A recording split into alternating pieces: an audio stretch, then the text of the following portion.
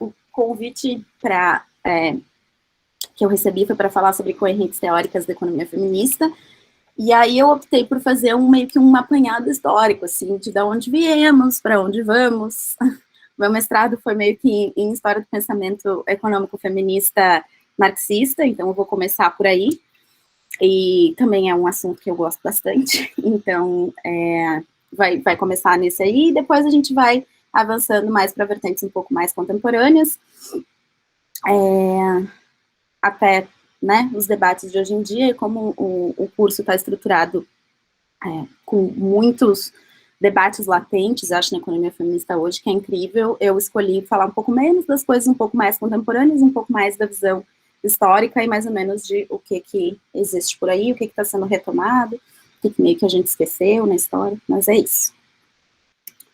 Então, primeiro eu vou falar dos economistas clássicos, das feministas marxistas, aí um pouco sobre a mudança de paradigma dos anos 70 e 80 dentro da economia e como é que a economia feminista respondeu a isso, se estruturou dentro dessa mudança de paradigma, falar da nova economia do lar, que é uma escola que estuda gênero dentro da economia e por que, segundo a minha divisão, e a divisão de pessoas muito mais importantes do que eu, essa escola não faz parte da escola de economia feminista, e algumas questões contemporâneas, então, mais para abrir para o debate mesmo, para a gente começar uma conversa mais ampla.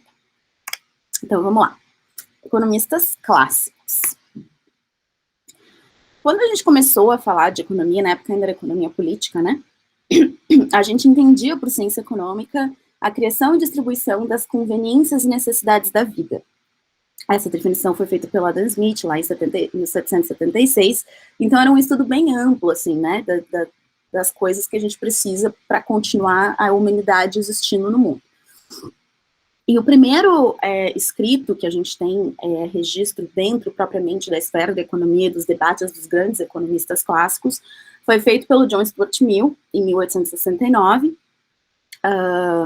Muitas pessoas dizem que, na verdade, ele basicamente assinou e deu alguns pitacos, que os escritos foram muito influenciados pelas ideias da Harriet Taylor, que depois casou com ele, virou Harriet Taylor Mill, que era uma mulher bastante à frente do seu tempo, em relação a pautas feministas da época. E aí o livro se chama A Sujeição das Mulheres, foi escrito em 1869, embora ele seja dentro da esfera, né, da economia e discutido dentro desses círculos com economistas clássicos relevantes, ele foca muito mais nas liberdades individuais que os indivíduos têm que ter, e que, portanto, as mulheres têm que ter, porque são consideradas indivíduos pelo Mill e pela Harriet Taylor, mas não numa condição sistêmica de opressão feminina, né? Eles falam nessa questão de que as mulheres deveriam poder votar, deveriam poder fazer essas coisas, inclusive alguns dos argumentos é que isso aumentaria os conhecimentos e as articulações das mulheres para que elas possam fazer os seus deveres históricos, que é cuidar das crianças e tomar conta do lar, de uma maneira mais bem estruturada, de uma maneira mais bem referenciada, né? Está articulado com a sociedade, com a política, traria esses benefícios para as mulheres, mas ainda dentro dessa esfera muito de liberdades individuais e ainda considerando como natural que a mulher deve permanecer no lar, mas se ela quiser ter um trabalho, pode ter. Não se debate essas questões estruturais de opressão nesse texto do Mill, mas ele é bem interessante, eu acho ele bem interessante, pelo menos. Depois, 10 anos depois, tem uma obra do August Bebel que chama Mulher e o Socialismo, que é bem pouco conhecida, mas ela está traduzida para vários idiomas, e na época ela foi bem chocante, assim. É uma obra que faz um resgate histórico bem nessa tentando identificar através da história, desde os gregos, uma condição de opressão sistêmica do sexo feminino, e o livro todo tem essa temática de ficar denunciando a moral burguesa contemporânea relacionada à sexualidade feminina, ao casamento monogâmico, a mulher ter que ficar dentro do lar, a essas questões. E esse livro do Bebel, na época, ele foi bastante famoso, ele termina, o último capítulo do livro é como se fosse uma lista de sugestões ou ideias de como que seria, então, a legislação ou a existência da família numa sociedade pós-capitalista, né? Então, ele fala bastante sobre casamento, família, cuidados com crianças, prostituição, que na época é um tema bastante importante, a gente vai falar mais disso daqui a alguns minutos, trabalhos de cuidado e tudo isso. Mas o livro que ficou mais famoso mesmo, não só por ser mais bem estruturado antropologicamente, cientificamente, mas também porque quem escreveu era mais famoso mesmo, é o livro do Engels, em 1884. Então, ele é aqui 5 anos depois do livro do Bebel, A Origem do Estado, da Família e da Propriedade Privada, que é considerado, por muitas pessoas, e eu concordo com elas, o primeiro estudo antropológico econômico bem estruturado para tentar entender como que o que a gente produz, o nosso modo de produção, se relaciona necessariamente com o nosso modo de reprodução, né, com como a gente produz as pessoas, como a gente mantém a humanidade existindo, como a gente produz seres humanos. Então, fazendo um resumo bem grande do livro, o Engels basicamente se apoia nos estudos do Morgan, que era um antropólogo, para fazer essa relação entre o que a gente produz e qual família está associada com isso. E o Morgan foi um dos caras que influenciou Freud bastante, que influenciou Darwin bastante, então tem meio que essa ideia de evolução, seleção natural, é tudo dentro de meio que dessa vibe, assim, dialogando com essa galera. Então, acho que o subtítulo do livro é um estudo sobre as contribuições do Morgan, blá, blá, blá, blá, blá. Então, basicamente, o Engels faz o seguinte, ele usa essa divisão, que é a divisão proposta pelo Morgan, de 3 fases da sociedade: estado selvagem, barbárie e civilização, e o estado selvagem e a barbárie são divididos em 3 fases: fase inferior, fase média, fase superior, e cada uma delas é associada com uma nova invenção, um novo descobrimento, uma nova coisa que a humanidade começou a dominar, que permitiu uma mudança drástica no nosso modo de produzir as coisas, né? Então, o estado selvagem está associado com momentos de caça e coleta da humanidade. Na fase média, a gente começou a dominar o fogo. Na fase superior, a gente começou a dominar a pedra. E nesse estado selvagem, o Engels, o Morgan, na verdade, no início do estado selvagem, fala que a família que dominava, e aí aqui é meio que, esses termos são termos guarda-chuva para uma diversidade de tipos de família que o Morgan identificou nos seus estudos antropológicos. Então, ele tem textos escritos sobre a América do Norte, sobre a América do Sul, tem uma passagem no Brasil, tem uma passagem no Havaí, tem algumas na Austrália, na Europa, evidentemente, meio que são termos guarda-chuva de coisas que conectam os tipos de família que existiam nessas várias sociedades nesses períodos. Então, no estado selvagem, ali até o fim da fase média do estado selvagem, as famílias eram essa categoria que ele chama de família consanguínea, que é basicamente o quê? O avanço das famílias, o avanço do nosso modo de construir famílias junto com o nosso modo de produzir coisas, era basicamente uma forma de prevenir a reprodução entre pessoas com cargas genéticas muito semelhantes. A história da família está basicamente associada a isso, até o início da civilização. Então, a família consanguínea foi a primeira tecnologia que a gente desenvolveu enquanto humanidade para prevenir um tipo de reprodução entre pessoas com carga genética muito semelhante, que é quando filhos e filhas reproduzem com seus pais e mães. Porque, evidentemente, talvez alguém aí seja da biologia vai saber explicar muito melhor que eu, mas pessoas com carga genética muito semelhante tendem a ter filhos e filhas que não têm o total desenvolvimento de todas as habilidades necessárias para a sobrevivência, principalmente nesse período, né? Então, as tribos e sociedades que conseguiam prevenir melhor esse tipo de reprodução eram as que sobreviviam mais e as que prosperavam mais no decorrer da história.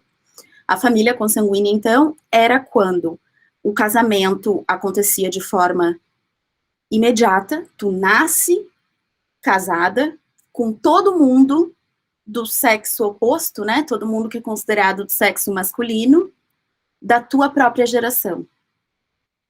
Então, isso previne que pessoas reproduzam com os seus próprios pais ou mães. É um tipo de casamento coletivo, então, evidentemente, esse tipo de sociedade é matrilineal, porque não existe nem a existência de uma figura paterna, não tem como saber, todo mundo é casado com todo mundo. E e ele previne essa reprodução entre filhos e filhas com pais e mães, que é uma tecnologia bem importante. E isso na época foi bombástico, né, porque a história geralmente nos diz que não, que antigamente os homens dominavam e tudo era, as sociedades já nasceram patriarcais por causa da força física e da caça e não sei o quê, e esses estudos do Morgan foram os primeiros muito bem referenciados por vários estudos em várias sociedades que mostram que, na verdade, as sociedades originais eram matrilineais, né. Mas tinha um problema, a gente ainda reproduzia com irmãos, irmãs e primos e primas de primeiro grau, porque é todo mundo da mesma geração, né? Então, a próxima família que vai acontecer ali no estado superior do estado selvagem e inferior da barbárie é o que ele chama de família punaluana, que esse nome vem de umas tribos do Havaí, na qual o Morgan passou bastante tempo estudando, e ela também, além de tu nascer coletivamente casado com todas as pessoas do sexo oposto da tua geração, as sociedades são divididas em coletivos, ou gens, ou tribos, vai depender do lugar, em que irmãos e irmãs da mesma mãe também não podem reproduzir. Então, novamente, a gente tem mais um tipo de prevenção de cruza entre pessoas com carga genética semelhante, e, de novo, são as mulheres e a parte matrilineal da sociedade que define a qual tribo ou gen tu pertence. Na fase média da barbárie, a gente começou a dominar a agricultura, que é um marco histórico no desenvolvimento humano, porque a partir daí a gente começa a criar o conceito de propriedade, né? A gente começa a ter um lugar para ficar, um terreno que é teu, e aí aquelas plantações são tuas, e aí aquele gado é teu. E esse novo tipo de forma de produzir as coisas, e essa grande revolução que a agricultura trouxe para a humanidade, por primeira vez a gente começa a ter excedente, aí as trocas começam a avançar, enfim, está associada com o que ele chama de família sindiásmica, que é o primeiro tipo de família em que a gente não tem casamento coletivo, e que tu não nasce automaticamente casado com as pessoas da tua geração. A família sindiásmica é um tipo de família de dois indivíduos, então um casamento individual, que acontece depois na vida, mas esses casamentos eram basicamente facilmente dissolvíveis. O Engels traz vários exemplos da literatura da época que mostram que essa ideia de monogamia, de fidelidade, não estava presente, e continua por causa da inexistência dessa noção de um parceiro para o resto da vida, o tempo todo, o princípio de propriedade que começou a se ter nessa época, que era basicamente gado ou algumas plantações, seguia ainda uma lógica matrilineal. Então, segundo os estudos do Morgan, nessa fase que a gente começa a ter o casamento por rapto, justamente para se apropriar dos bens que eram das mulheres e continuavam seguindo uma linha matrilineal de existência. E aí, com o desenvolvimento do ferro e de outros metais, onde a gente começa a aumentar a produtividade de uma maneira absurda, e posteriormente, então, com o desenvolvimento do comércio como atividade fim, e aí, obviamente, né, que seres humanos fazem comércio desde o início da história, mas aqui o que ele quer dizer é a figura do comerciante começa a existir, a pessoa que faz as trocas como ser profissional para acumular excedente começa a existir, e aí o desenvolvimento da indústria e tudo isso dá o início da civilização, e a partir daqui a gente tem a família monogâmica, que é o modelo de família que a gente tem até hoje, o casamento único, indissolúvel, incorruptível, em que a mulher tem que ser virgem quando vai casar. Então, basicamente, a gente foi de casamento coletivo matrilineal para casamento individual matrilineal para casamento individual patrilineal. Garantir a paternidade se torna uma coisa essencial para garantir que a propriedade privada vai de uma geração para outra. E aí isso é o que o Engels chama de derrota histórica do sexo feminino. Para ele é isso, é a propriedade privada e a existência da propriedade privada, e ela como sendo cada vez, né, a gente gerando essa capacidade de valorizar o valor, de gerar excedente, de gerar lucro, o modo de produção virando tipicamente capitalista e a propriedade virando a coisa mais importante. Isso que fez a gente criar a família monogâmica. E essa é a derrota histórica do sexo feminino. É nessa passagem que ele fala que a primeira oposição de classe aconteceu entre homens e mulheres, que é uma passagem muito polêmica dele. Então, assim, a origem dessa opressão inteira, dessa derrota histórica, vem por causa da propriedade privada. E a partir desse momento, e só desse momento da civilização, que a gente começa a ter patrilinealidade na propriedade e começa a ter uma estrutura patriarcal generalizada, homogeneizada em todas as sociedades que passam a ter propriedade privada, como sendo a principal característica do modo de produção. Então, esse modelo, que é chamado de marxista pioneiro, segundo a classificação da Heidi Hartmann e de algumas outras marxistas feministas, algumas conclusões saem dessa derivação do Engels, né, de que o casamento monogâmico e o patriarcado é um resultado da necessidade de proteger a propriedade, né. Como o casamento só existe por causa da propriedade, ele só existe para proteger a propriedade, o amor romântico individual, ele só pode acontecer fora do casamento. E aí também ele traz diversas referências da literatura, das óperas, dos balés, de como a musa endeusada, a pessoa que tu deseja, a mulher que te dá palpitações, elas nunca são a tua mulher, elas são sempre fora do casamento. Então, o amor romântico individual só pode existir fora do casamento. Ou entre pessoas que não têm propriedade. Então, entre proletários. O Engels fala que os trabalhadores, eles são monogâmicos, eles podem ser. Se tu quiser casar com alguém e ter aquela pessoa para sempre, entrar num acordo de uma só ficar com a outra, tudo bem, mas isso é uma monogamia em sentido etimológico, no sentido do que a palavra significa, não em sentido histórico. Para o Engels, o casamento monogâmico é necessariamente essa opressão. E no casamento proletário, ele pode acontecer por amor e a opressão vai ser necessariamente menor, por causa da ausência de propriedade. Nessa sociedade, então, as mulheres não podem ter propriedade, obviamente, privada. Então, ela tem 3 caminhos, e só 3 caminhos.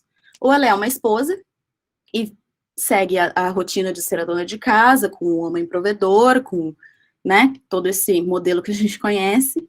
Ou ela vira prostituta, porque com a ausência de propriedade, a necessidade de fazer trabalho e a existência necessariamente de atração individual sexual apenas fora do casamento, a prostituição começa a florar, e o Engels tem um problema muito sério com prostituição, ele acha que é um desvio moral gigantesco de todos os seres humanos, ele é bastante contra a existência da prostituição. Ou a mulher vira trabalhadora, que para ele é o caminho único e ideal para o fim da opressão.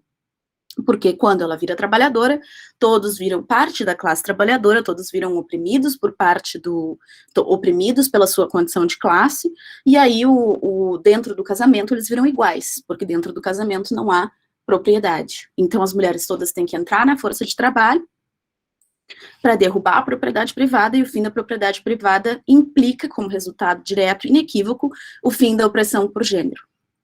Daí que se tem essa leitura de que a luta de classes é a única e primordial luta que pode existir dentro da teoria marxista, e que as lutas feministas são correntes internas que desviam os focos revolucionários e todas essas outras coisas que a gente já ouviu tantas vezes, tantos lugares, né?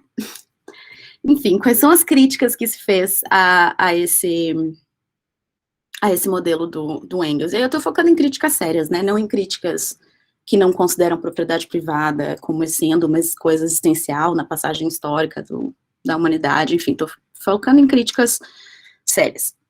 Primeiro, o casamento entre pessoas proletárias, ele não é menos desigual ou menos opressivo em nenhum sentido. Na verdade, quando a gente vai olhar os dados de uso de trabalho não pago, de quem que faz as atividades dentro do lar, entre casais proletários, a mulher continua colocando muito mais horas de trabalho não pago para trabalhos de cuidado do que os homens, né? E a violência doméstica também continua sendo bastante acentuada nesses casamentos. Na verdade, quando o desemprego sobe, a violência contra a mulher, violência interpessoal e o feminicídio, em geral, também sobe, né? Tem essas características andam juntas. Inclusive, a escola de pensamento freudo-marxista, que é uma escola mais ligada à psicanálise, do Eli Zaretsky, dessa galera ali dos anos 80, fala que é justamente o contrário, né? Porque o capitalismo impõe no homem essa necessidade de dominação, de competição, de ser o alfa, de ser, né, um macho próprio, quando tu tá na esfera do trabalho, tu não consegue isso, porque os salários são menores, porque tem alguém que manda em ti, porque tu é frustrado, porque tu não consegue dinheiro nem para comprar tua comida, que dirá para tomar conta dos outros, que é o teu dever enquanto macho, o lar vira justamente o espaço onde tu te torna dominante. Então, eles falam que essa conclusão do Engels de que a ausência de propriedade traria mais igualdade no lar é justamente o contrário. Pelos homens estarem numa condição de não dominância no mercado de trabalho, eles precisam garantir a sua posição de dominância no espaço do lar e na esfera interpessoal. Aí a gente teve as experiências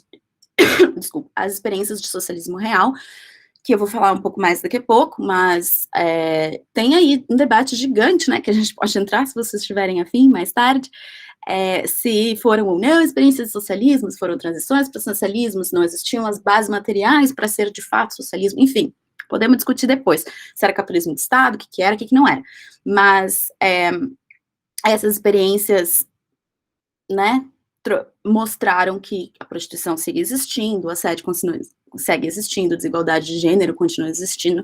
A Simone de Beauvoir é uma que falava muito sobre isso, e esses assédios e essa colocação da mulher na posição de quem faz o trabalho de cuidado, de quem serve o cafezinho, de quem vai cozinhar para todo mundo, de quem não vai levantar a voz, de quem não vai assumir uma posição de diretora, ela também existe em diversas organizações que se propõem socialistas e anticapitalistas, né, em sindicatos, em partidos, dentro de movimentos revolucionários, elas continuam existindo.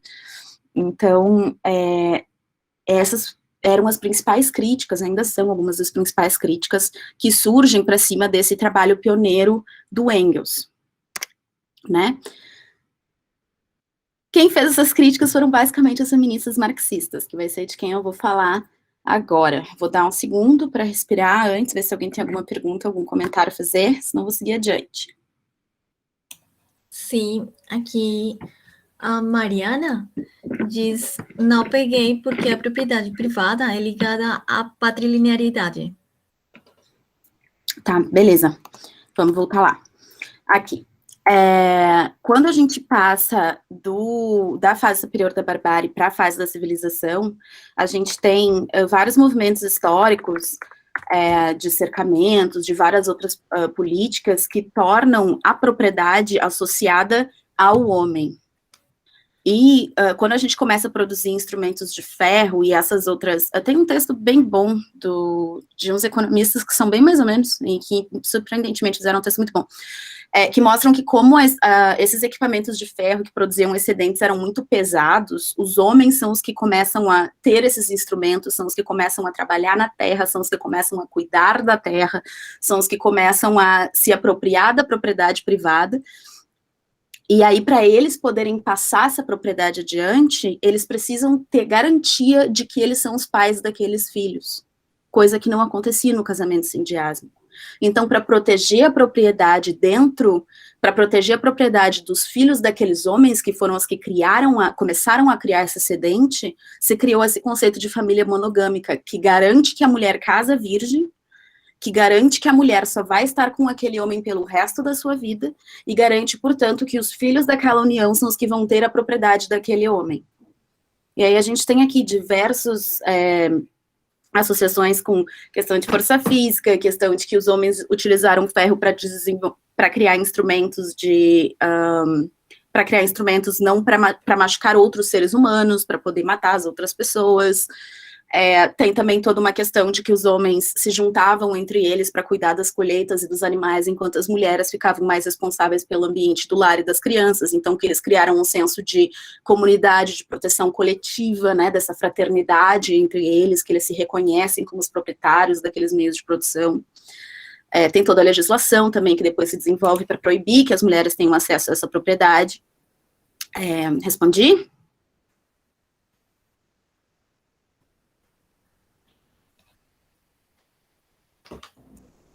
Sim, ela disse. Beleza. Mais alguma coisa, gente? Posso seguir adiante? Obrigada. Merece. Tá. Seguindo adiante, então. Feministas Por marxistas. enquanto, não tem mais perguntas. Sucesso. Então, muitas das lições da experiência do socialismo real foram profundamente utilizadas pelas teóricas feministas marxistas, porque dentro da União Soviética e dos outros países que passaram por revoluções que pelo menos se pretendiam anticapitalistas e pós-capitalistas, o processo importa. Eu botei aqui o nome da Clara Zetkin, da Alexandra Kollontai, que são as mais famosas, que têm as obras traduzidas para português, e os escritos dessa época eu acho que são muito ricos, porque tem muitos debates que a gente tem hoje em dia que elas já avançavam naquela época, porque se criava justamente essa tentativa simultânea de mudar os modos de produção e entender que a família tem que mudar junto com ele, porque essas coisas precisam andar juntas. Então, esses debates dessa época são riquíssimos, assim. Eu considero, assim, quando eu comecei a ler esse negócio, nossa, velho, as meninas falavam disso há 100 anos atrás. E aí, basicamente, o grande insight que elas tiveram e tinham é que as condições materiais de como a gente está produzindo as coisas e como que a gente vai desapropriar as pessoas e como a propriedade dos homens, e para mão de quem isso vai, quem que vai decidir, como que a gente vai fazer essas coisas, não é automaticamente, necessariamente, que a superestrutura moral e ideológica vai responder a esses movimentos. As pessoas simplesmente não param de acreditar em casamento, em amor, na pessoa escolhida do dia para o outro, porque a fábrica foi desapropriada. Não é assim que o processo acontece na história. E o processo importa. Tem um dos debates que me chamou muito a atenção na época, que foi justamente sobre poligamia, que elas debateram anos, a lei mudou, depois desmudou, depois mudou de novo, para acomodar as demandas da poligamia, porque a questão monogâmica era muito séria, acabar com o casamento monogâmico, acabar com essa propriedade que tu tem sobre a outra pessoa e sobre o útero dela, era um debate primordial para essas mulheres. Mas a gente está falando da União Soviética, a gente está falando de um território que tinha quase 20% de pessoas muçulmanas, e para as mulheres muçulmanas isso significava um retorno à opressão, porque elas estavam acostumadas a ter um marido com várias mulheres, que para elas era uma questão muito problemática de diminuição do indivíduo delas. E esse debate acontece assim, essa questão que hoje a gente chama de interseccionalidade, como que a tua religião, como que a tua etnia, como que a história do teu povo intersecciona com a tua questão de ser mulher, elas estavam tendo há 100 anos. O processo importa, e essas coisas não estavam lá na obra do Engels, e é isso que elas começam a trazer. Ao mesmo tempo, ali na década de 40, a gente tem um processo que foi chamado de contra-revolução feminista por parte do Stalin, justamente porque todas as conquistas que esteve no início na União Soviética, foi o primeiro país da história a legalizar o aborto lá em 1929, 28, por aí. Foi o primeiro país a ter o que eles chamavam de cooperativa de pais, né? Se a mulher não soubesse quem era o pai, todos os homens tinham que pagar pensão, na época não tinha DNA, né? Tem que lembrar dessas coisas.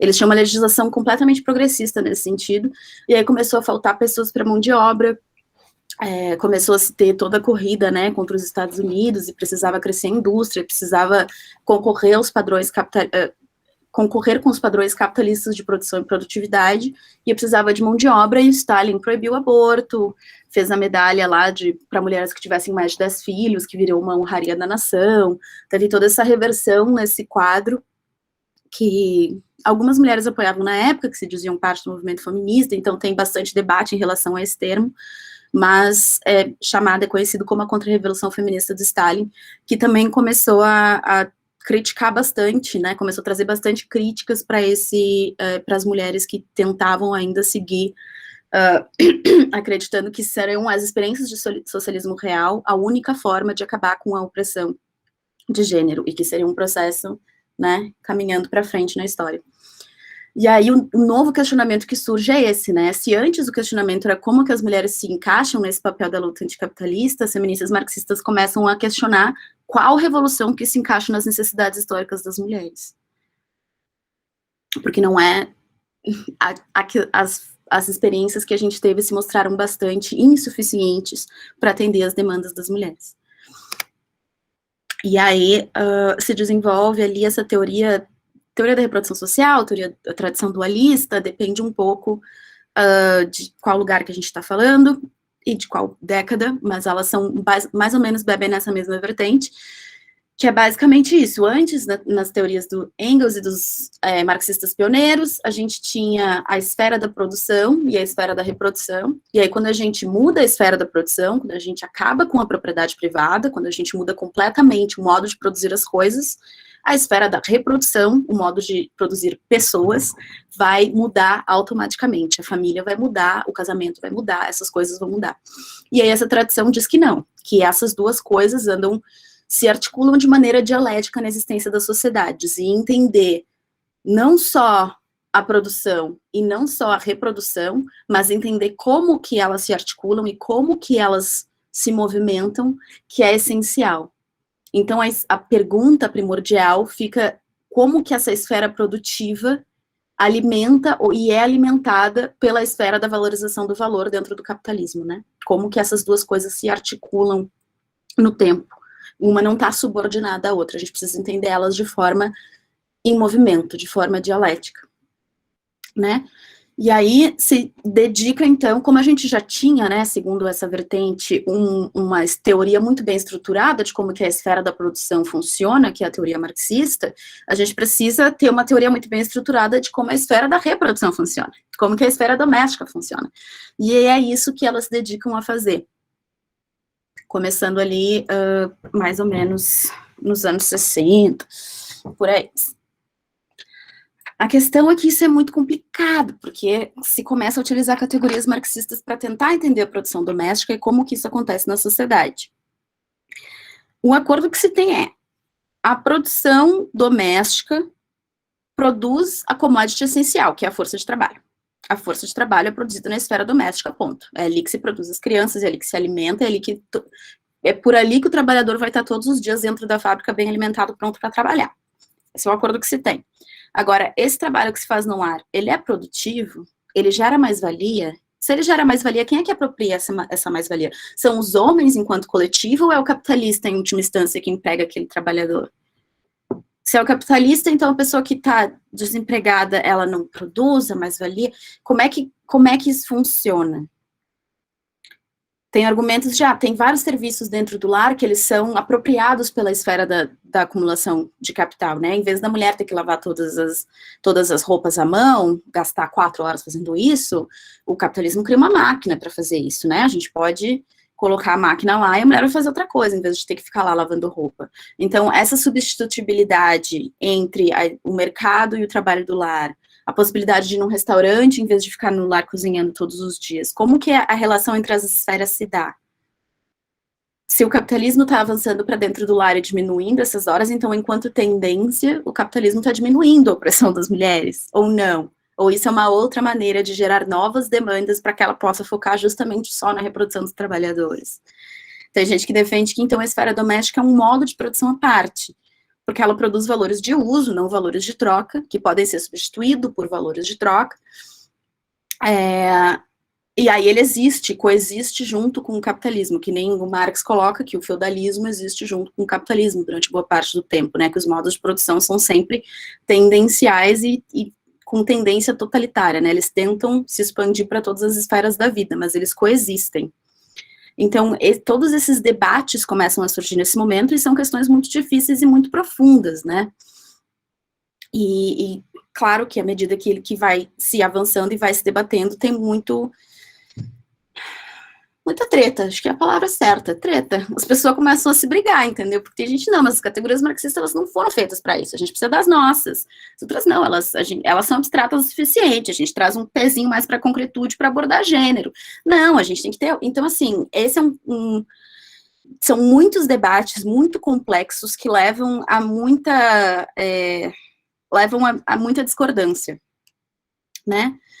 E aí, assim...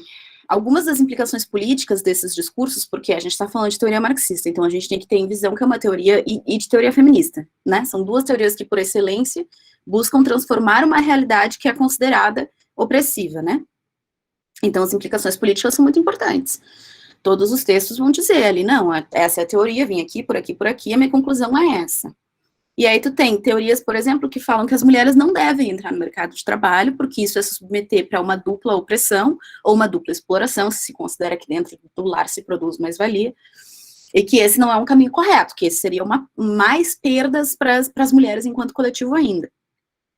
Aí tem gente que diz que não, mas daí se a mulher não entrar no mercado de trabalho, tu está naturalizando a posição da mulher como dona de casa, tu está naturalizando o casamento heterossexual e a necessidade da mulher se casar com um homem para poder ter condições de viver. Tem as famílias não brancas, as famílias imigrantes, historicamente, nunca fizeram parte desse debate, porque nunca se teve opção. A maioria dessas mulheres sempre foi trabalhadora, sempre continuou sendo trabalhadora. Isso diminuiria elas enquanto mulheres, né? E aí tem toda essa questão de se as mulheres, então, constituiriam ou não uma classe própria em sentido marxista, o que isso quer dizer e como que isso possibilita ou não uma organização coletiva de mulheres para mulheres buscando a sua libertação. Então, todas essas contradições vão se acirrando ali, né, como eu falei, na década de 40 teve a contra-revolução feminista do Stalin na União Soviética, e ao mesmo tempo a gente vai vendo que nos países que estão avançando no capitalismo, as mulheres estão avançando sim em vários direitos, né, a social-democracia sueca é usado como exemplo principal disso, ali dos anos 40 até mais ou menos início dos anos 80, teve um crescimento muito grande em igualdades, em diversos sentidos. Os movimentos feministas burgueses no país de capitalismo avançado traziam muitas conquistas, né, em questão de entrar no mercado de trabalho, em questão de sindicalização, em questão de coordenar greves, em questão de direito a voto, de legislação, de milhares de coisas, e isso também criava uma questão de uma vida pessoal da mulher, né, nessa esfera. A identidade coletiva, ela se perde um pouco. A mulher, ela é feminista porque ela tá na política, porque, enfim, tu tem a criação dessa coisa de que tu é um ser humano, mulher, que deve ter direitos individuais, e aí se perde um pouco essa coisa da militância estrutural para mudar a condição de todas, né? Cresce muito esse debate da questão dos direitos individuais da tua vida pessoal como sendo a coisa mais importante. E aí, no debate entre conseguir melhores salários e voto e melhores condições agora, ou continuar teorizando e pensando em como lutar coletivamente para derrotar o capitalismo e de uma forma que seja útil para as mulheres, as pautas imediatas meio que ganharam, né?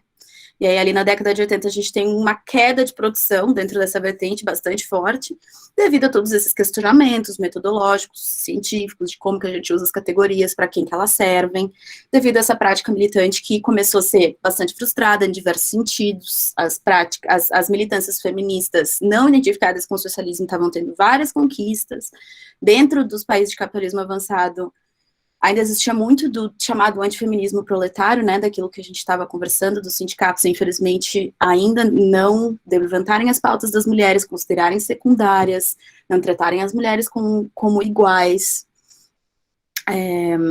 considerar que a questão de classe era a mais importante de todas e que organizações feministas eram supérfluas e desviavam o foco da revolução. E aí a gente começa a ter, dentro da economia e como política para todos os países, o neoliberalismo como novo paradigma, que vai ser a próxima coisa que a gente vai falar, que é justamente, né, quando o capitalismo ganha corações e mentes, né, quando o indivíduo se torna a coisa principal, quando essas pautas coletivas e essas tentativas de entender estruturas perdem espaço dentro da economia e dentro dos movimentos políticos, dentro da economia, principalmente, né, as visões marxistas e heterodoxas, em geral, perdem muito espaço.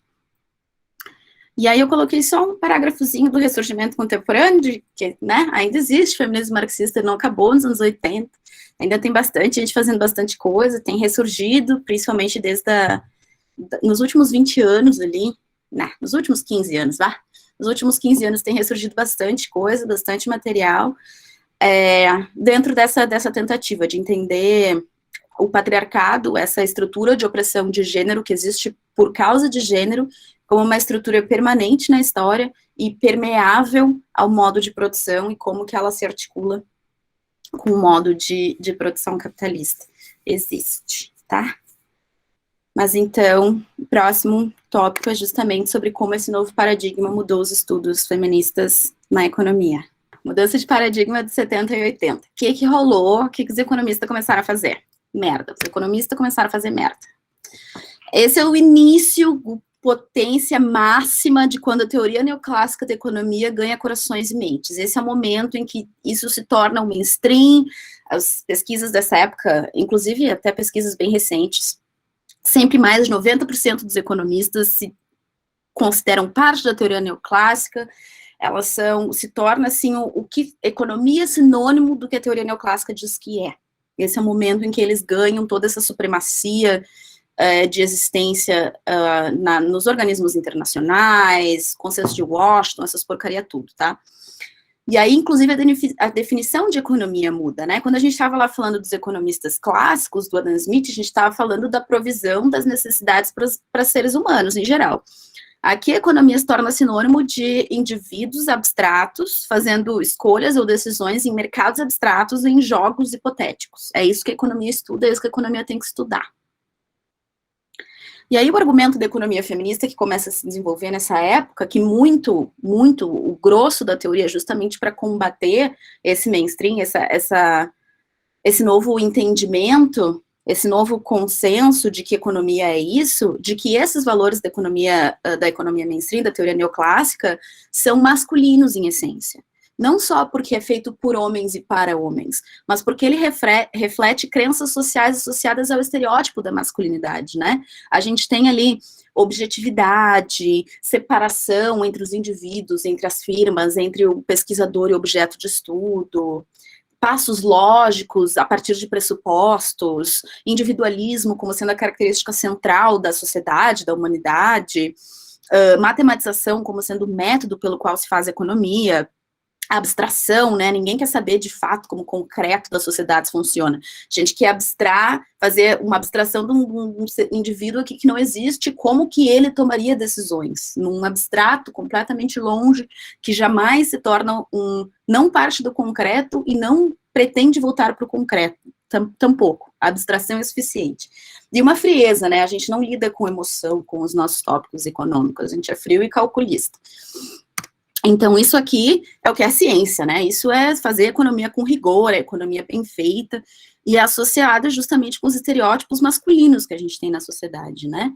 Ali do outro lado, a gente tem subjetividade, conexão, intuição, cooperação, análise qualitativa, concretude, né? Sociedade concreta, emoção, essas todas são características associadas com o estereótipo feminino. E aí isso é economia ruim, isso é economia mal feita. Né? Não tem modelagem, não tem matemática, é fraco, deveria estar nas humanidades, não é parte da economia.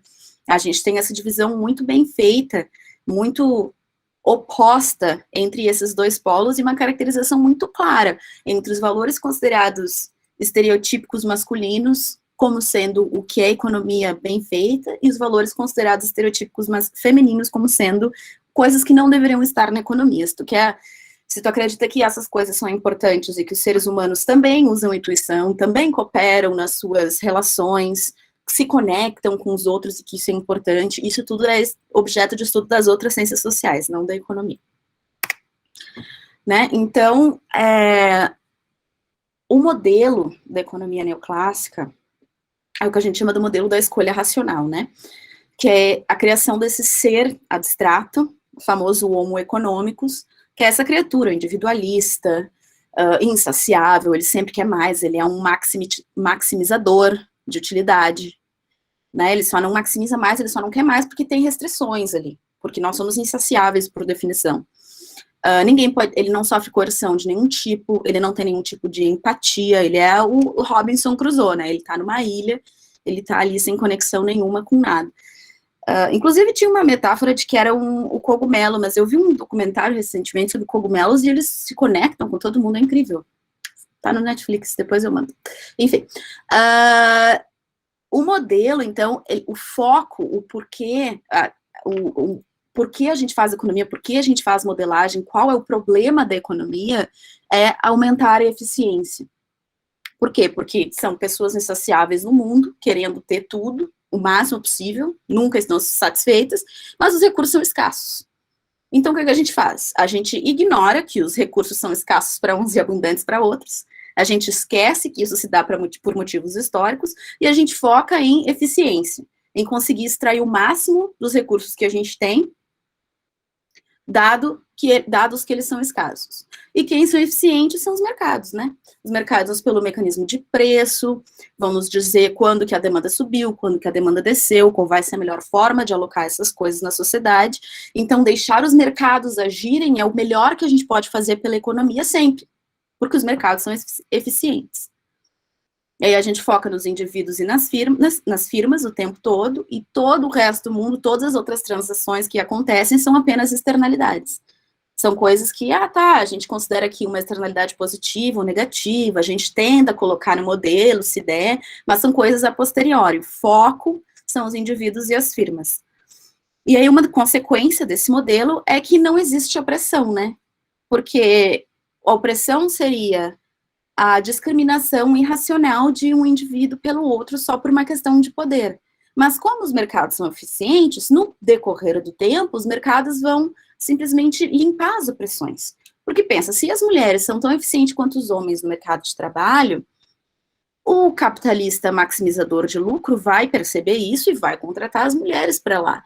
Então, elas vão entrar lá, vão ser tão ou mais eficientes que os homens, e no decorrer do tempo, só as firmas maximizadoras de lucro vão sobreviver e, portanto, a opressão vai deixar de acontecer. Deixar os mercados agirem é a melhor coisa que a gente pode fazer, e os mercados vão limpar as opressões e todos esses resquícios de coisas pré-capitalistas que não estão na sociedade de hoje em dia. A crítica feminista, então, né, a produção feminista dessa época vai se dedicar bastante a mostrar que esse modelo não captura basicamente nenhuma das interações que a gente tem enquanto seres humanos. A gente não funciona assim, ninguém funciona assim. Pode ser que talvez alguns homens queiram acreditar que é assim que eles deveriam funcionar, mas não é assim que as pessoas funcionam na prática. Na maioria das nossas interações, a gente está pensando no outro, a gente está pensando no ambiente ao redor da gente. A gente vê uma coisa, a gente age, a gente aprende com isso. De repente, no futuro, a gente vai agir de outra maneira. A gente não tem essa consistência e comportamento maximizador consistente que se assume nessa teoria. Esse modelo não capta praticamente nenhuma das interações que a gente tem na nossa vida real. Em relação ao método que se utiliza, a qualidade do método é basicamente rigor matemático. Dentro da teoria neoclássica, quanto mais bonitinho, quanto mais redondinho for teu beta-chapéu, melhor tá o teu método, né? Né, o método matemático é o melhor possível, porque ele não assume nenhuma qualidade a respeito do que tu tá estudando a princípio. Tu só tá olhando os números, né? Tá certo que tu pode escolher quais números tu quer, mas não. Tu pega todos os números e faz ali a ciência pura. Isso é o que a gente chama de ilusão cartesiana, né? A gente consegue separar perfeitamente o sujeito, que é um ser humano, do seu objeto de estudo, que no caso da economia também é um ser humano. Mas porque a gente é racional e frio e consegue perfeitamente se dissociar do que a gente está estudando e se interessar por um tópico de estudo só por coincidência, porque a gente não tem nenhuma paixão por isso e nenhum juízo de valor, a gente consegue perfeitamente separar a nossa existência da existência do que a gente está estudando. Isso é a ilusão cartesiana.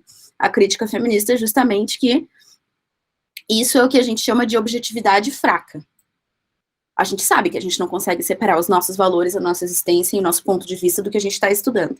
Objetividade forte, que é o que a crítica feminista propõe, é quando a gente reconhece e explica para os outros de onde é que a gente está partindo. Não, meu nome é Débora, eu sou uma mulher de 30 anos que mora nos Estados Unidos, que estuda economia feminista, filha de mãe solteira, e eu estudo economia feminista porque eu considero que as mulheres estão em posição de desvantagem por causa de opressão. Esse é meu ponto de vista, é por isso que eu estudo isso. E deixar todo mundo saber que esse é meu ponto de vista sobre o que eu estou estudando é ser objetiva de verdade. Eu estou mostrando objetivamente qual é a minha pesquisa e de onde eu venho. E aí tem muito essa questão colocada na crítica feminista também, de que quando a gente pretende fazer ciência sem dizer quais são os valores humanos que estão nos levando a pesquisar aquilo, as nossas conclusões podem servir para fins desumanos, né? E isso é bem problemático. Continuar com a humanidade existindo é algo importante. Em relação aos tópicos que são considerados na economia, né? Como a gente, no outro slide eu falei, a economia vira esse estudo de pessoas interagindo em mercados e fazendo contratos. Então, a economia tem que focar nos bens e serviços providos pelo mercado. A crítica feminista coloca que não, que a gente tem que focar nos bens e serviços necessários para a existência humana e como que a gente está promovendo eles, né? Aí tem esse exemplo do Adam Smith que eu gosto muito, que inclusive vem desse livro aqui, da Catherine Marçal. Eu não sei se ele está em português, eu tenho certeza que ele está em espanhol, que é Quem Cozinhou o Jantar do Adam Smith. E aí tem essa frase muito famosa dele, né? Não é da benevolência do padeiro, do açougueiro ou do cervejeiro que eu espero que saia o meu jantar, mas sim do empenho deles em promover o seu autointeresse. Aí, assim, por algum motivo, o Adam Smith considerou que o autointeresse do padeiro, do açougueiro, do cervejeiro são parte da economia e o que a economia tem que estudar. Isso é um tópico legítimo para o estudo econômico. Agora, a mãe dele, porque Adam Smith morou com a mãe até ela morrer, né?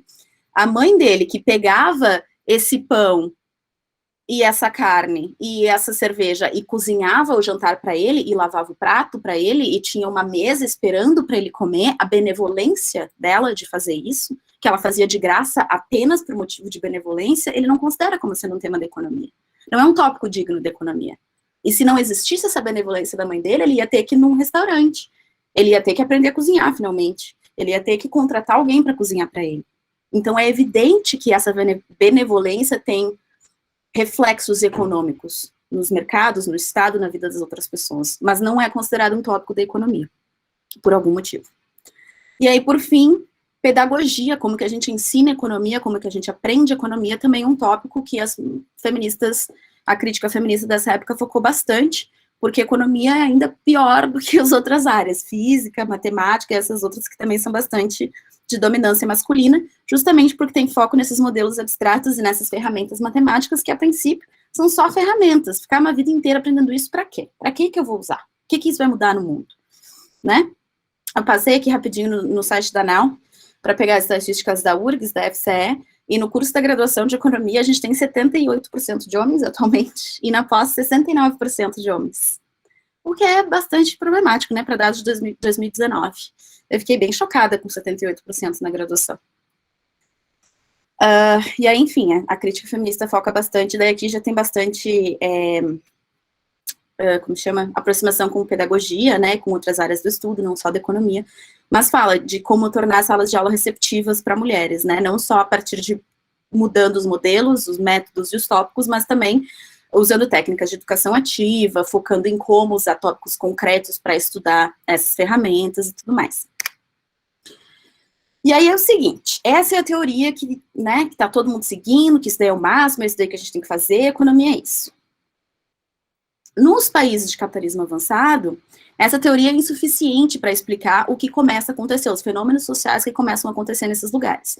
Redução de taxa de fecundidade, aumento da idade média ao casar, aumento do número de divórcios, aumento da porcentagem de criança que nasce fora do casamento e de pessoas que nunca casam também. E como econômicos ele não tem altruísmo, ele não tem família, a teoria neoclássica não dava conta de explicar essas coisas. Né? Então, na América Latina, a gente tinha nesse período a crise das ditaduras, né? No campo político a gente tinha formulação, a necessidade de direitos individuais, de liberdade de expressão, de liberdade de imprensa, valores democráticos. No campo econômico a gente começa a ver as crises das ditaduras trazendo altíssima dívida pública, que vai gerar o default do México ali em 82, né, e tudo mais, inflação como sendo um problema muito sério, e aí, assim, para a esfera produtiva, para entender os agregados econômicos e essas coisas, a teoria neoclássica continua sendo adequada, segundo a economia mainstream dessa época, mas para entender as famílias, não. Para entender as famílias, eles precisam desenvolver uma nova teoria.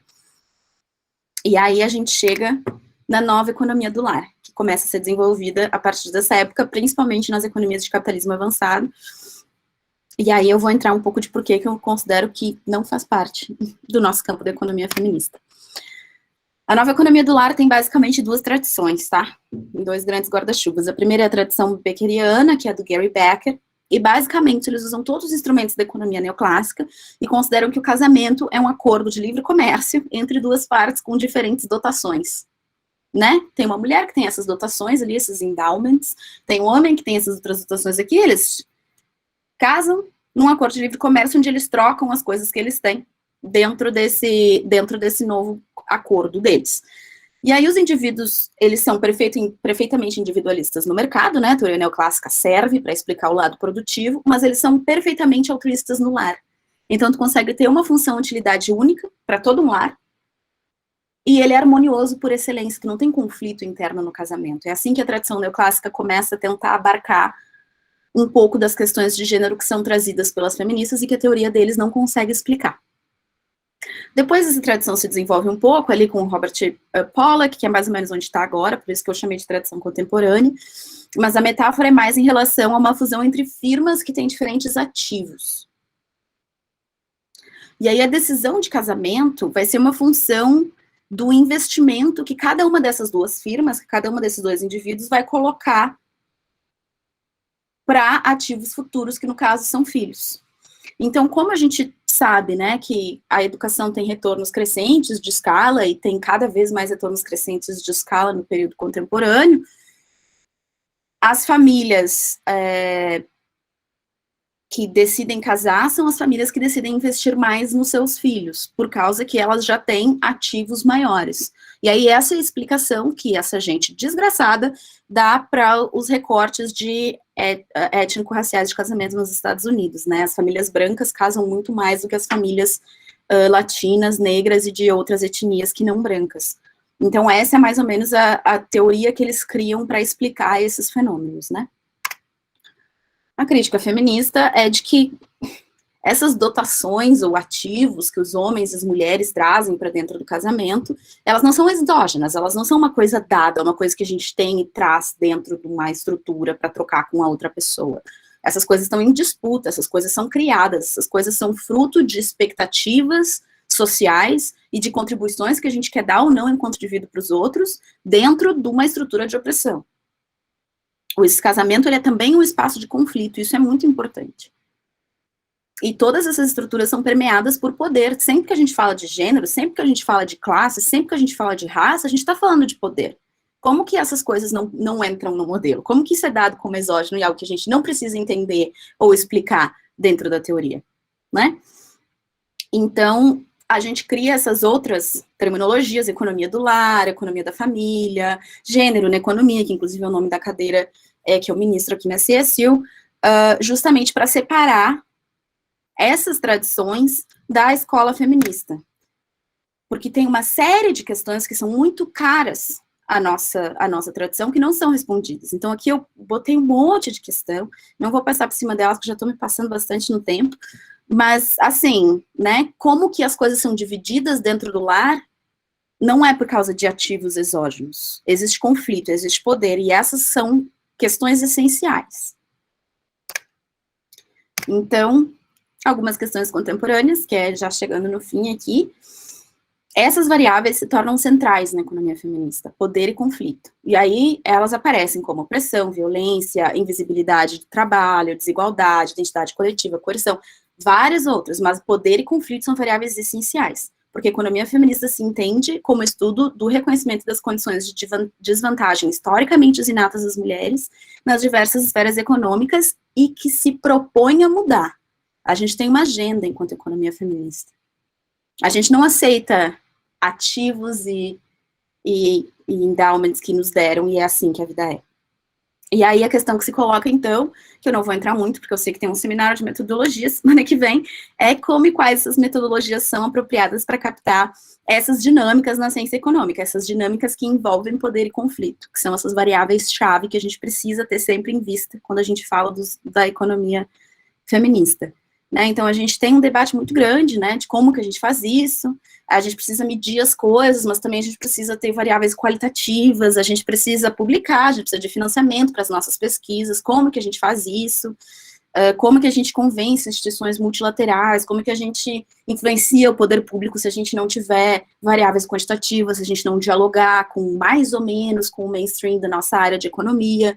Então, essas questões permeiam como que a gente vai, quais metodologias a gente vai usar para responder essas questões. Então, tem essas três grandes escolas, assim, de feministas. Primeiro, as feministas empiristas, que é a maioria do campo atualmente, que considera que as ferramentas utilizadas pela economia mainstream, basicamente formalização de modelos e modelos estatísticos, são perfeitamente capazes e adequadas para responder a essas questões feministas, e que o nosso papel é mudar as perguntas e não a forma de responder. A Escola da Diferença Feminista diz justamente o contrário, que essas ferramentas, elas são masculinas por excelência, por definição, que não tem como utilizá-las sem sair da ilusão cartesiana, então que a gente precisa de outros métodos, de abordagens holísticas, que esses são os métodos apropriados para se fazer pesquisa feminista.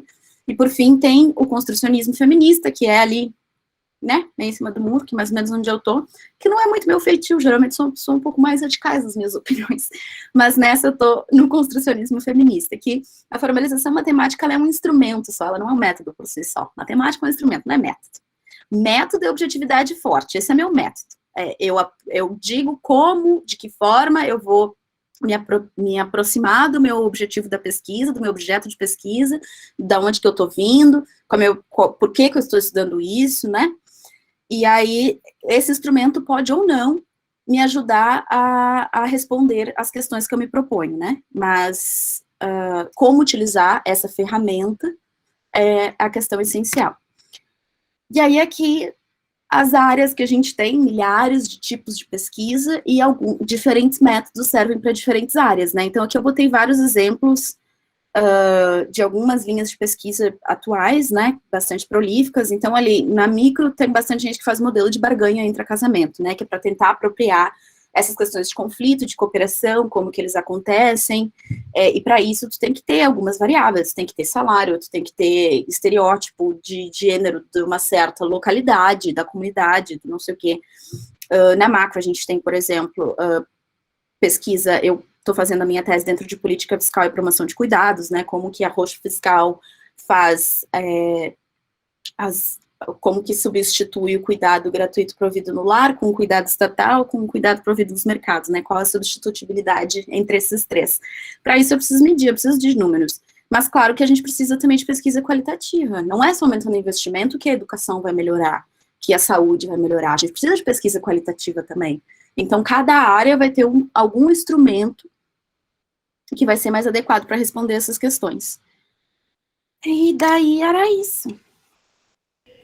Gente, eu queria agradecer muito, eu não fiz isso no começo, né, mas agradecer muito a aula da Débora.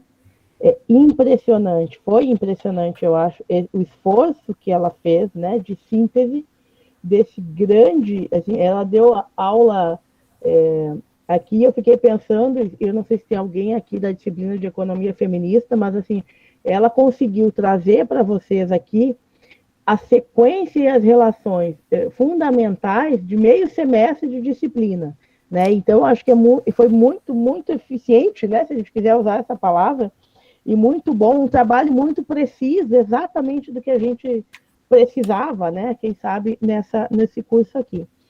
E aí, então, vejam assim, nós temos aqui pessoas de diversas áreas, né, Débora? Não necessariamente são todos com formação em economia. E aí eu quero fazer meia dúzia de comentários para não gastar muito o tempo, né? Para que a gente possa ouvir também as dúvidas de vocês, porque assim, quando a gente vai falando e a gente vai usando em alguma medida alguns jargões assim que são de dentro da economia, então isso pode ficar mais fácil, mas pode às vezes trancar em alguns momentos. Então talvez se vocês ficarem com alguma dúvida, eu acho que vale a pena a gente conversar sobre isso, tá? Mas, assim, absolutamente impressionante. Eu ia comentar aqui, eu tinha algumas anotações, mas eu acho que a Débora foi passando. Então, gente, olha do que eu consigo pensar e organizar do que foi a estrutura do curso, né? Vocês tiveram momentos que não foram tão teóricos, vamos chamar assim, né? Desde o início do curso. Quem sabe, um pouco, trazendo um pouco para o cotidiano esses elementos que hoje a Débora nos traz aqui de uma maneira brilhante, nessa grande linha do tempo, pensando exatamente na economia feminista e na construção desse campo de conhecimento. Então, lembre, eu já disse, eu acho, em algum momento para vocês, ela também comentou, a gente tem aí, faz esse esforço, né, de reunir, para que a gente, algumas correntes mais, onde a produção ocorre, flui melhor, eu nem quero dizer mais ou menos importante, porque eu acho que isso tem muito a ver também com o momento da organização dos objetos de estudo e tal, mas onde tem mais probabilidade da gente encontrar um debate e construir, inclusive do ponto de vista metodológico, né, um objeto de estudo mais consistente que vai achar esse campo esse espaço dentro da própria economia, tá? Então, talvez o que a gente pudesse pensar são alguns elementos aqui, né, essa questão, e aí a Débora também passou, né, a questão de que a economia vai enxergando a sua construção social a partir dessa fundamentalidade de uma relação de mercado, né, da relação de quem compra e de quem vende, e essa relação ela vai ser insuficiente para quem busca complexificar esse objeto de estudo, então o Polanyi já vai chamar a atenção disso, e a economia feminista vai dar um passo, me parece, bem determinante, no sentido de dizer, olha, até eu chegar no mercado, eu já tenho um conjunto de horas trabalhadas e já tenho um processo produtivo que, como a Débora bem mostrou, eu posso interpretar, e aí eu vou ter alguns elementos, inclusive do processo de constituição desse objeto. Bom, eu estou expropriando mais-valia, como é que esse valor percorre as cadeias de produção, como é que ele vai ser apropriado? Isso é uma discussão, né? Ou passa a ser mais ou menos, adentrar mais ou menos e permear mais ou menos esses objetos de estudo. Mas me parece importante aqui no curso que a gente reconheça e chame a atenção de como esses elementos passam a fazer parte desse cotidiano, cotidiano da configuração do objeto de estudo. Tá? Elementos que eram absolutamente invisibilizados, né, nas relações de gênero, como ela bem colocou na ideia do homos econômicos, racional, como se todo mundo, né, tivesse a mesma ideia, como se todo mundo quisesse maximizar a sua satisfação, as suas preferências, seja lá o que isso significa. Certo, gente? O próprio Amartya Sen, e também me parece que é uma distinção cara, que permeou um pouco a nossa conversa aqui, vai fazer a separação entre o que é meio e o que é fim, né? E vai chamar a atenção que a economia, ela às vezes esquece do fim, né? E aí um pouco o que eu queria comentar, e que eu posso comentar também um pouquinho mais na semana que vem, que eu vou estar de novo na aula, né? Que a gente, talvez a economia feminista, dentro dessas escolas e dessas miríades possíveis de interpretação, a gente tem uma preocupação, primeiro, em complexificar um pouco mais as relações, um pouco mais, eu estou sendo até rude, mas bem mais, porque ela é diferente da teoria de desenvolvimento humano, que daí me parece que complexifica um pouco mais, e aí, dependendo de quem eu estou falando, de quem eu estou lendo, essa complexificação, ela vai mais no sentido dessa ruptura que a Débora chamou a atenção, né,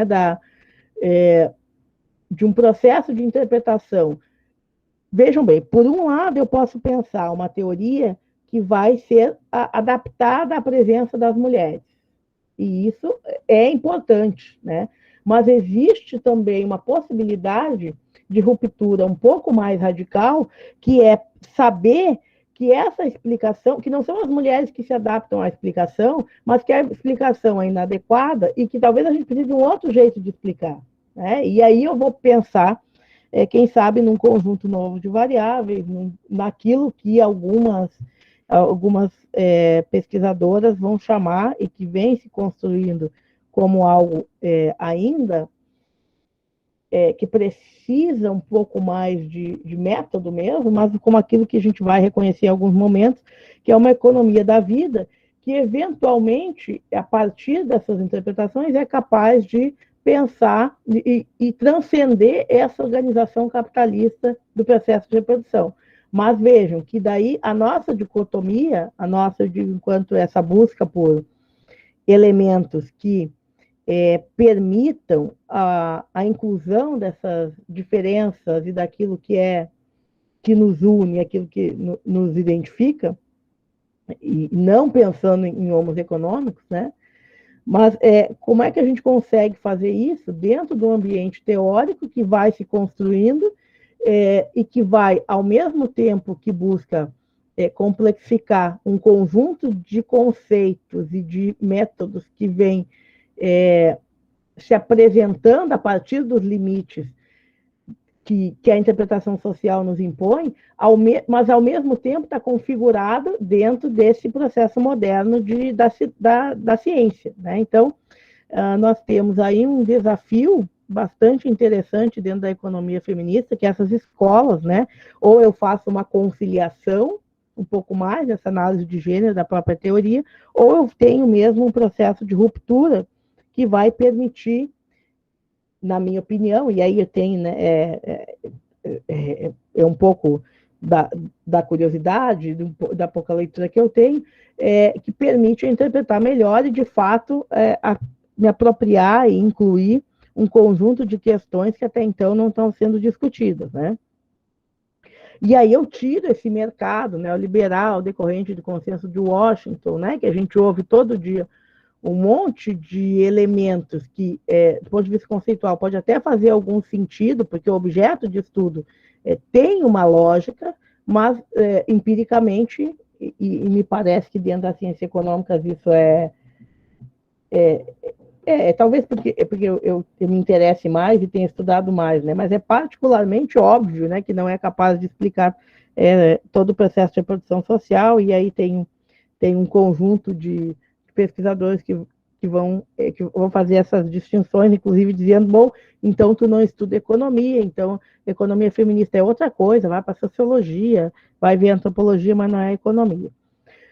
Bom, e aí, mas o capitalismo ele tem alguns limites, né, que a própria questão ambiental empurra um pouco, né, a economia feminista para esse campo, né, em algumas escolas. Gente, o que eu queria comentar, então eu quero ouvir de vocês um pouco as impressões e os comentários e as dúvidas. Eu tinha aqui uma questão, e eu tenho uma questão especificamente para a Débora, só que puder me responder, e talvez a gente pudesse pensar também o que o Harvey vai nos chamar a atenção, e isso aí é outra aula, mas é só alguns elementos, né?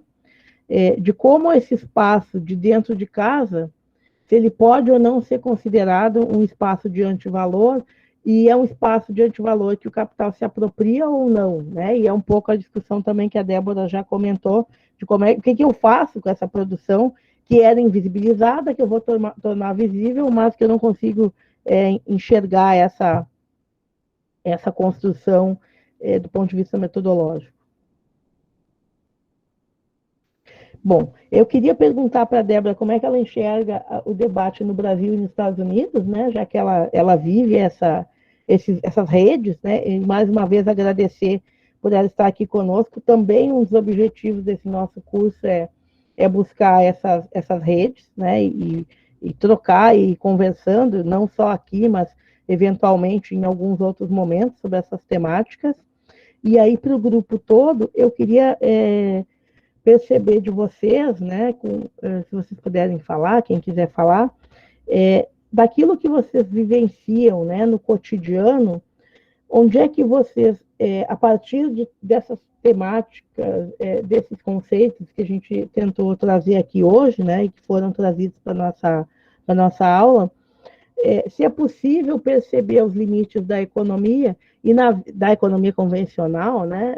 E se na vida e no cotidiano de vocês, em que momentos vocês vivenciam esses limites, assim, tentando trazer um pouco, por exemplo, dessas questões contemporâneas que a Débora deixa aqui para nós, onde é que está a vida de vocês, assim, o que vocês gostam, o que está ainda invisível para a sociedade, para a própria ciência econômica, que vocês acham que a economia feminista, a partir dessas aulas que nós já tivemos aqui, pode ser capaz de tornar visível, né, e de valorizar, e de dar, às vezes até um nome, né, porque se a gente não tem um nome para essas horas de trabalho, você ficar pensando em salário, não é um salário, é outra coisa, tá? E aí a gente talvez consiga conversar um pouco mais, tá?